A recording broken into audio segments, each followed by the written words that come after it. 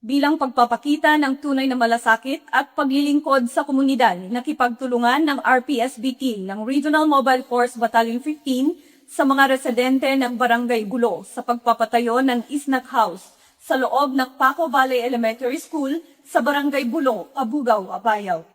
Layunin ng Isnag House na mapanatili at maitaguyod ang mayamang kultura, tradisyon, kasaysayan at pamana ng mga isnag. Magsisilbi rin itong sentro ng pagkatuto kung saan maaaring magsaliksik, magbasa at higit na mapalalim ng mga estudyante ang kanilang kaalaman at pagpapahalaga sa kanilang kultura at pagkakakilanlan bilang mga isnag.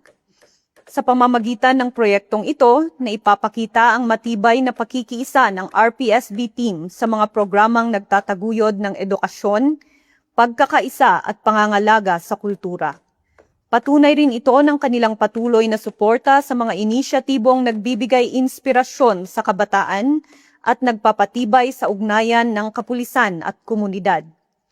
Ang proyekto ay naging posible sa pamamagitan ng bayanihan at sama-samang pagkilos ng mga pulis at mamamayan upang makabuo ng isang pasilidad na magiging museo at aklatan para sa mga mag-aaral at miyembro ng komunidad.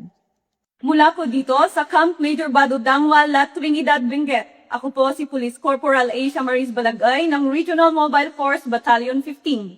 Nagbabalita para sa Police News Network. Alagad ng batas, tagataguyod ng balitang pulis. Bago PNP para sa bagong Pilipinas. Serbisyong mabilis, tapat at nararamdaman.